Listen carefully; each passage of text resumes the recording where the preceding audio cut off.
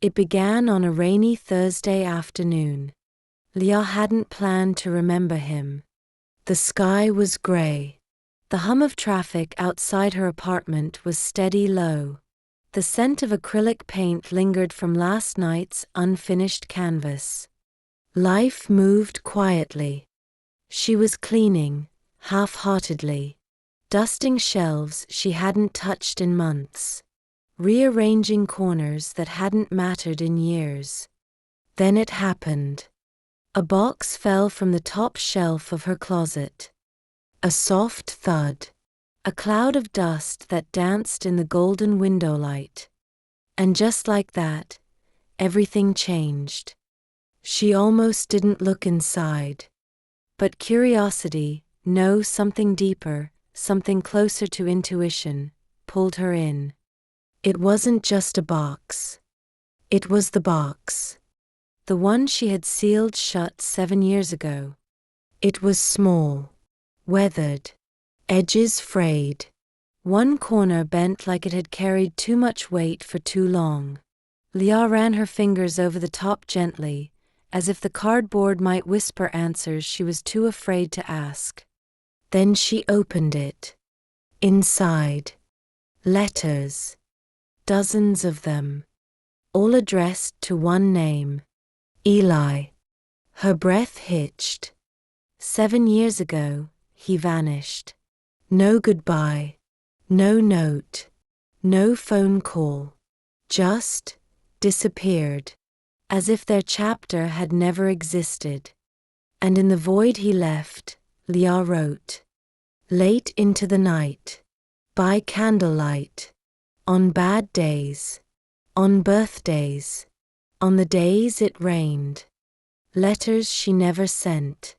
Letters she couldn't. Some were angry. Others, soft like lullabies. Some read like prayers. Some read like screams. But they all lived here. In this box. Buried beneath time, regret, and hope she never fully admitted to. She reached for the first one. Her hands trembled. The date in the corner. 2 weeks after he disappeared. She unfolded it like a fragile relic. And began to read. Dear Eli.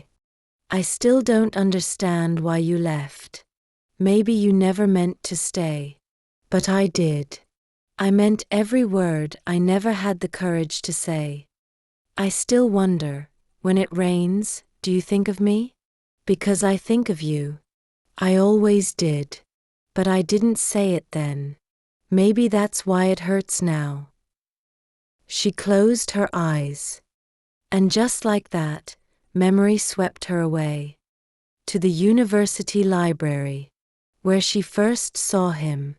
Curled in a chair with a thick philosophy book turned upside down. Coffee-stained jeans. That far away looked like he belonged to another century. To the day she dropped her sketchbook, and he picked it up. Flipped through it. Stopped at a sketch of a girl sitting in the dark with stars in her eyes. You draw silence better than anyone I've ever met, he said. And that was the start. Not of love. Not exactly. But of something. Long rooftop talks. Midnight debates on meaning and madness. Laughing until their tea went cold. Brushing fingertips when reaching for the same pen.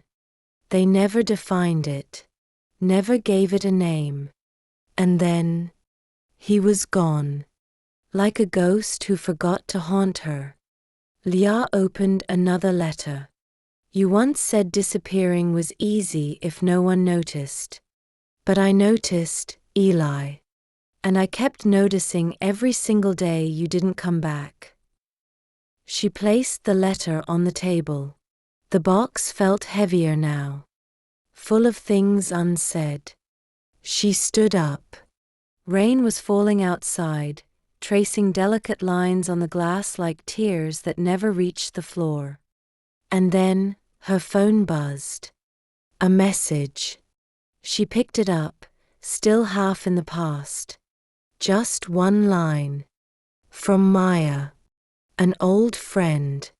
Someone who had known them. Did you hear? Eli's back in town. Time stopped. The phone trembled in her hand. The apartment, once familiar, felt like it was holding its breath. Eli. Back. 7 years of silence. 7 years of wondering. 7 years of why. And now, he was here. In this city. Breathing this air. Beneath this same rain. She turned and looked at the box again. Those letters? They weren't just memories anymore. They were warnings. They were wounds still open. Still alive. She sat back down. Closed the box. But her hands wouldn't let go. Because somewhere inside her, she knew. This wasn't the end of a chapter. This was the start of something new. Maybe closure. Maybe chaos. Maybe a second chance.